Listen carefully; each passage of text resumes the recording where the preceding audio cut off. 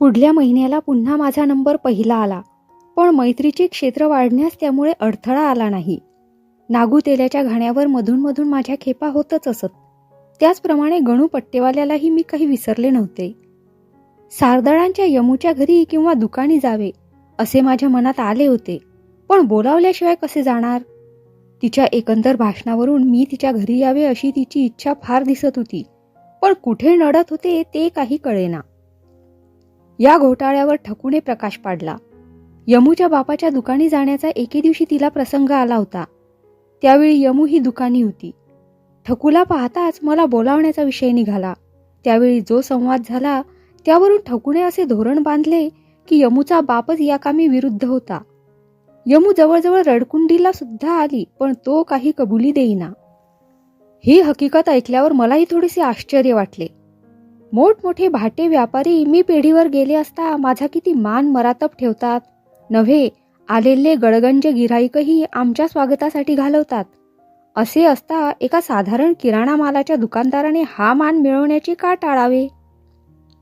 माझ्या खोडकर मनाने उचल घेतली. नाही का बोलविना, आपण होऊनच जायला काय हरकत आहे? न बोलावता गेल्यामुळे कदाचित अपमान झालाच तर त्याची मला पर्वा वाटली नसती. मानासाठी मी काही हपापले नव्हते. माझ्या आत्यंतिक जिज्ञासेच्या तृप्तीपुढे मानापमानाची मला पर्वा नव्हती. शाळा सुटल्यावर एके दिवशी माझ्या लहरीने अधिकच उचल खाल्ली आणि मी यमूला म्हटले, चल आपण आज तुझ्या दुकानी जाऊ.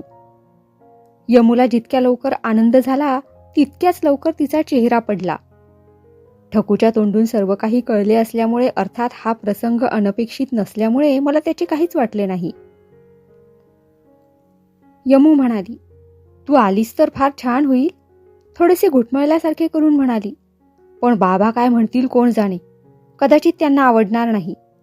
त्यांचा स्वभाव, आता तुझ्याकडे कशाला लपवून ठेवू, त्यांचा स्वभाव जरा तिरसट आहे. तुला दुकानी घेऊन येते असं मी त्यांना सांगितलं. त्यावेळी त्यांनी मला चक्क बजावलं की थोरा मोठ्यांची मुलं घरी आणू नकोस म्हणून. म्हणूनच माझ्या मनात असताही इतके दिवस मी तुला बोलावलं नाही. मी कुचेष्टेने म्हटलं, समज मी आता आले तुझ्याबरोबर तर ते काय करतील? हाताला धरून मला दुकानाबाहेर ओढून काढतील का? साशंक होऊन यमू म्हणाली, कुणी सांगावं, कदाचित तसंही करतील. मी हसत हसत म्हटले, ठीक आहे, मग पाहूयाच एकदा परीक्षा.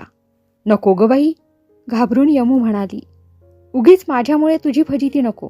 दुकानावर गिऱ्हाईका आलेली असायची आणि त्यांच्यासमोर भलतंच काहीतरी व्हायचं. काही हरकत नाही, मी म्हटले, झाली फजिती तर माझी होईल.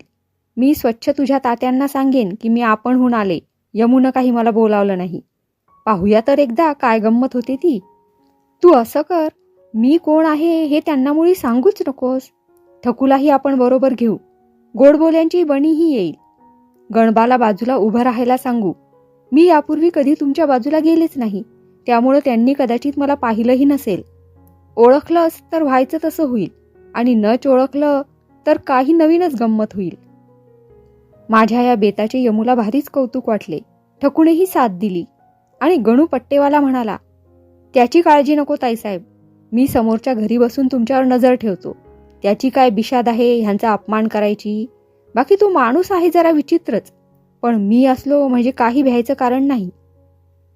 इथं कोण भीत आहे, मी तुच्छतेने म्हटले. मला मानाची हाव नाही की अपमानाची पर्वाही नाही. जाणून बुजून जायचं आहे. मग झाला अपमान तर झाला, मात्र बनीने तोंड उघडता कामा नये. तिचा स्वभाव आहे जरा उतावळा, पटकन काहीतरी बोलून जायची. नाही हं, बनी म्हणाली, पहा तर खरी माझी परीक्षा. एरवी मी किती जरी बडबडले तरी एकदा ठरलं म्हणजे प्राण गेला तरी तोंडातून शब्द काढणार नाही. आता ते प्रत्यक्षच पाहू. असे म्हणून आम्ही गावात वळलो. यमूच्या बापाचे दुकान पेठेत नव्हते, ते गावातले एक लहानसे दुकान होते. राहण्याचे घर आणि दुकान ही निराळी नव्हती. ओटीचा उपयोग दुकानासारखा केला होता आणि घरची माणसे आत घरातच राहत असत. यमूचे घर आणि दुकान निराळे नाही हे तिच्या घरी गेल्यानंतरच मला कळले. दुकानात जाण्यापूर्वी तिथे गेल्यावर काय बोलायचे ते जाता जाता मी यमूला पढवून ठेवले. एक एक पाऊल मागे राहत गणू पिछेहाट घेत होता. पण तसे करण्यापूर्वी आपण कोणत्या घरात बसून राहणार आहे ते त्याने दुरूनच दाखवले. आम्ही चौघीही दुकानात शिरलो. त्यावेळी तिथं गिऱ्हाईकांची साधारण गर्दीच होती. दुकानात नोकर नसल्यामुळे जिन्सांच्या पुड्या बांधून देणे किंवा माप घालण्याचे काम यमूच्या बापालाच करावे लागत होते. त्या गडबडीत पहिल्याने त्याचे लक्ष आमच्याकडे गेले नाही. यमूने हाक मारली त्यावेळी त्याने आमच्याकडे वळून पाहिले आणि त्या आश्चर्याच्या धक्क्याने बांधीत असलेल्या हातातील जिन्साची पुडी नकळत त्याच्या हातून गळून पडली. तो मोठ्याने ओरडून म्हणाला, यमे, आज सगळी शाळा गोळा करून आणली आहेस वाटतं घरी. दुसरा काही उद्योगच नाही या पोरींना. कशाला आले आहे तिथं? यमू पहिल्याने थोडीशी घाबरली, पण मनाचा तोल सावरून जरा धिटाईने म्हणाली, ही आमची गोदू आली आहे पेपरमिंट विकत घ्यायला. असं का? तात्या शेठचा स्वर जरा खाली आला. काय पाहिजे आहे तिला? मी शांतपणे पुढे होऊन म्हटले, 4 पैशांचं पेपरमिंट, अगदी जीभ भिरभरत असलं पाहिजे. परवा मी पेठेत घेतलं, पण मेली नुसती साखरेची वडी. तसलं पेपरमिंट घेण्यापेक्षा नुसती पिठी साखर खाल्लेली काय वाईट? खरं आहे, तात्या शेठ म्हणाला. पेठेतील दुकानदार सारे चोर आहेत. पेठेत येणारा सहज दुकानी येतो, त्यामुळे मिळेल तसा माल डोळे झाकून घेऊन जातो. त्याचा ते चोर फायदा घेतात. पैशाचा माल 4 पैशात गिऱ्हाईकांच्या गळ्यात बांधतात. तेवढ्यासाठी मी इकडे गावात दुकान काढलं आहे. म्हटलं ती पेठ काही नको आपल्याला. 4 पैसे कमी फायदा झाला तरी आपलं हे गावातलं दुकान बरं. आधी हे दुकानाचं निराळं भाडं भरायला नको. घरातल्या घरात दुकान असल्यामुळे तेवढीच भाड्याची बचत होते. त्याचा फायदा गिऱ्हाईकांना मिळतो. पेठेपेक्षा म्हणूनच मला माझा माल पैशानं कमी भावात देता येतो. तेवढ्यासाठी जवळची पेठेतली दुकानं टाकून खेडीतली गिऱ्हाईकं इतक्या दूर इथं येतात ना. माझी काही उपटसुंभ गिऱ्हाईकी नव्हे. माझी गिऱ्हाईकी अगदी बांधलेली आहे बरं का मुली. तू दर ताडून पहा म्हणजे तुझी खात्री होईल. असे म्हणून त्याने पेपरमिंटचा डबा आणून माझ्या पुढे ठेवला. हे जे भाषण चालले होते त्यावेळी तात्या शेठ एकामागून एक डबे धुंडाळीत होता. त्यामुळे त्याचे लक्ष आमच्याकडे गेले नव्हते. डबा पुढे आणून ठेवताच त्याने माझ्याकडे चांगले निरखून पाहिले. माझ्या अंगावर भरगच्च दागिने होते. त्या दागिन्यांवरून त्याची नजर सारखी फिरत होती. भलं गिऱ्हाईक मिळालं आहे असं त्याच्या मनात आलं असावं. मी सकृतदर्शनी अगदी भीत विचारले, 1 वडी चाखून पाहू का? शेठजी मोठ्याने हसले आणि म्हणाले, हो पहा तर. एका वडीनं काही माझं दारिद्र्य जात नाही. मी 1 वडी घेऊन तोंडात टाकली. यमू त्याचा हात धरून म्हणाली, त्या दोघींनाही द्या ना 1 वडी. तिच्या हाताला हिसडा देऊन तात्या शेठ ओरडला, 1 वडी म्हणे. इथं काही पेपरमिंटाचं अन्नछत्र घातलं आहे? गिऱ्हाईकाला माल दाखवला पाहिजे म्हणून तिला 1 वडी दिली, तर आली मोठी कर्णाची मावशी म्हणे यांनाही 1 वडी द्या, जशी काही बाजीरावीनच. यापूर्वीच मी 1 वडी तोंडात टाकली होती. मी डब्यातील दुसऱ्या 2 वड्या काढून 1 ठकीला आणि 1 बनीला दिली.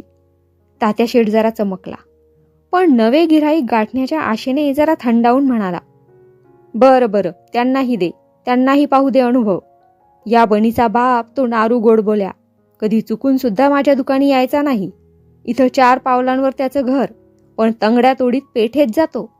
त्याला नाही तर त्याच्या पोरीला तरी कळू दे. मला महागडा म्हणतो, पण चांगला माल जर दुकानी ठेवायचा तर मातीच्या मोलानं कसा देता येईल? पण या बामणांना कळत नाही. मोठे शहाणे समजतात आपल्याला आणि शेवटी पेठेत जातात आणि दमडीचा माल दुगाणीला घेऊन येतात. तिलाही पाहू दे. माझ्याकडे पाहून आढ्यतेने हसून तो मोठ्या तोऱ्याने म्हणाला, कसं काय आहे पेपरमिंट? 4 आण्याच्या वड्या द्या, मी एकदम म्हटले. तेवढ्या उत्तरातच सर्व काही येत होते. 2 वड्या फुकट गेल्याचे शेठजीला काहीच वाटले नाही. यमू मात्र अगदी हिरमुसली झाली. दुकानदारीच्या पायी 2 वड्या सहज देऊन टाकणे ज्याला काहीच वाटले नाही, त्याच आपल्या बापाने आपल्या पोटच्या गोळ्याच्या 2 मैत्रिणींसाठी 2 वड्या देण्याचे नाकारले. हे तिला फार विलक्षण वाटले. तिच्या वर्मी डाग बसला. बापाबद्दल आधीच असलेला अनादर या क्षुल्लक गोष्टीमुळे विकोपास गेला. लालबुंद चेहरा करून ती सारखे सुस्कारे सोडित होती. शेठजींची नजर तिच्या चेहऱ्याकडे गेली आणि एवढा मोठा सौदा केल्याच्या आनंदाच्या भरात त्यांनी 1 वडी काढून तिच्या हाती दिली. दिलेली वडी रागाने दूर भिरकावून यमी म्हणाली, मी सांगितलं तेव्हा माझ्या मैत्रिणीला दिली नाहीत. आता ही 4 आण्यातल्या अन्नछत्रातली वडी नको मला. शेठजी नुसते हसत हसत वड्यांची पुडी बांधत होते. पुडी माझ्या हाती देऊन त्यांनी पैशासाठी हात पुढे केला. मी खिसे चासपून पाहायचे नुसते ढोंग केले. अर्थातच माझ्या खिशात एक पैसाही नव्हता आणि चाचरत चाचरत म्हटले, पैसे आणायला विसरले हे माझ्या ध्यानातच नाही कसं. परत देऊ का पेपरमिंट? किंवा बाबांना घरी जाऊन सांगते, ते पैसे पाठवून देतील. शेठजी अगदी संतापून उठला. पैसे नव्हते तर कशाला यावं दुकानात? फुकट पेपरमिंट खायची चांगली युक्ती काढली. थोरा मोठ्यांची दिसलीस म्हणून फसलो आणि आधी पुडी बांधून दिली. कशी मला बुद्धी झाली? आधी पैसे घेतल्याशिवाय मुलांना कधीच कोणता जिन्नस देत नसतो मी. तरी बरं झालं. शेठजी पुढे काही बोलणार होते तोच पुडी घेऊन मी दुकानाखाली उतरले. बनी आणि ठकीही माझ्या मागोमाग उतरल्या. पैसे दिल्याशिवाय कुठे चाललीस पुडी घेऊन? असे म्हणत शेठजीही आमच्या मागोमाग आले आणि त्यांनी माझ्या दंडाला हात घातला. समोरच्या घरात बसून गणू हा प्रकार पाहत होता. शेठजींनी माझा दंड धरताच तो तीरासारखा धावत आला आणि म्हणाला, कुणाचा हात धरतोस तात्या शेठ? काही डोळे बिळे आहेत की नाही तुला? ती रावसाहेबांची मुलगी आहे, दिसत नाही का तुला? रावसाहेबांची मुलगी? हे शब्द ऐकता शेठजी तिथल्या तिथेच थिजले. ते मोठ्याने ओरडून म्हणाले, रावसाहेबांची मुलगी? यमे कार्टे, मला आधी सांगू नये? कुठं गेली होती तुझी वाचा? आता कळलं रावसाहेबांना तर बेड्या ठोकतील माझ्या हातात. बेड्या ठोकतील म्हणजे सोडतील की काय? भर रस्त्यात रावसाहेबांच्या मुलीचा दंड धरलास? मी आलो नसतो तर कदाचित थोबाडीत देखील लगावली असतीस. 4 आण्याचे पैसे म्हणजे तुला काय वाटलं? मी शिपाई सुद्धा असे फेकून देईन. असे म्हणून त्याने खिशातून 4 आण्याचा खुर्दा काढून तिथेच रस्त्यावर फेकून दिला. सांडलेले पैसे निवडून उचलीत शेठजी म्हणाले, माफ करा गणोबा, मला माहीत नव्हतं. या माझ्या कार्टीनं देखील सांगितलं नाही. नाहीतर रावसाहेबांच्या मुलीला रस्त्यात अडवून धरण्याइतका गाढवपणा मी केला नसता. काही सांगू नका बरं का रावसाहेबांना. असे म्हणत तो दुकानात चढला. डब्यात हात घालून मुठभर वड्या काढून गणूच्या हाती देत म्हणाला, हे पहा गणोबा, ह्या वड्या तुमच्या मुलांसाठी न्या. रावसाहेबांना मात्र काही सांगू नका. हे तुमचे 4 आण्याचे पैसेही घ्या. तुमच्या कडोसरीचे पैसे रावसाहेबांसाठी का? मी रावसाहेबांच्या घरी जाऊन स्वतः पैसे घेऊन येईन. गणूने पैसे मुकाट्याने खिशात टाकले, वड्याही खिशात टाकल्या आणि मिस्किलपणे माझ्याकडे पाहिले. त्याच्या या पाहण्यामुळे आलेले हसे मी दाबून धरले, तरी ठकी आणि बनी मात्र जोर जोराने हसल्या. गिळून टाकलेल्या रागाची छाया शेठजींच्या चेहऱ्यावर झळकत होती. रागाचा आवंढा गिळून शेठजी म्हणाले, माफ करा ताईसाहेब, जरा गरीबाच्या दुकानात पायधूळ झाडा ना. यमूकडे वळून ते म्हणाले, जा ग यमे, घरातून वाटीभर दूध आणून दे ताईसाहेबांना. एकट्या ताईसाहेबांनाच का? यमू कुचेष्टेने म्हणाली, आणि या दोघींना नको का? फजित पावलेल्या बापाच्या रागात आणखी भर टाकण्यासाठी यमू थोडे थांबून पुन्हा म्हणाली, आणि मलाही नको का? असा पंक्ती प्रपंच केला तर ताईसाहेबांना काय वाटेल आणि गणोबाला काय वाटेल? रागाने थरारलेला चेहरा दुकानावरील गिऱ्हाईकांना दिसू नये म्हणून आपल्या छपरी मिशांवरून हात फिरवीत शेठजी म्हणाले, साऱ्यांना दे, गणूला सुद्धा दे. काय व्रात्य कार्टी आहे का एवढं दूध घरात? इथं म्हशी नाहीत काही दाराशी झुलत? सांगितलेलं ऐकावं, आपली अक्कल चालवू नये. उगीच वाचाळपणा करून माझी बदनामी करते आहे कार्टी. गणोबाला उद्देशून ते म्हणाले, आता तुम्हीच पहा गणोबा, आधी आम्ही गरीब माणसं, कुठं आहे एवढं दूध आमच्या घरात? पण ही कार्टी अब्रू घेणारी आहे. जिथं तिथं माझा पाण उतारा करण्यात तिला गंमत वाटते. बाकीच्यांना मुंबईसारखा चहा द्यायला इथं थोडाच कुणाला चहा करता येतो आहे? कुणालाच काही देऊ नको म्हणावं. शेठजींनी क्षणभर विचार केला. ते आपल्याशीच हसले आणि शेजारच्या फळीवरून एक डबा काढून त्यातील 10-12 बदामाचे गर माझ्या हातात ठेवीत म्हणाले, दुधापेक्षा हे बदामच बरे, फार पौष्टिक असतात. दूध काय, तोंडाला लावलं की घटकन जातं. बदामाचा गर एक एक खाता येतो.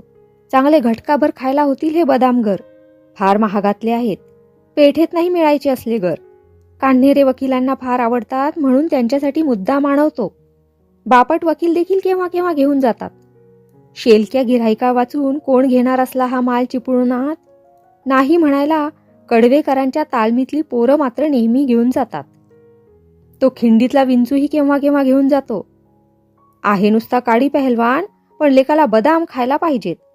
नाटकात स्त्री पार्ट करतो ना तो. बदामांच्या गिऱ्हाईकांची यादी सारखी वाढत जात होती. बदामाला गिऱ्हाईक नाही असे आपण म्हटल्याचे बोलता बोलता त्याच्या ध्यानीही राहिले नाही. बापाचे चऱ्हाड अधिकच वाढत आहे असे पाहून यमू म्हणाली, एकट्या ताईसाहेबांनाच का द्यायचे बदामगर आणि त्यांच्याबरोबर आलेल्या मैत्रिणींना काय हात हलवीत परत पाठवायचं? हो हो, ते विसरलोच, असे म्हणत त्यांनी दुसरा एक डबा उघडला आणि त्यातली थोडे थोडे भुईमुंगाचे दाणे ठकीच्या आणि बनीच्या हाती दिले.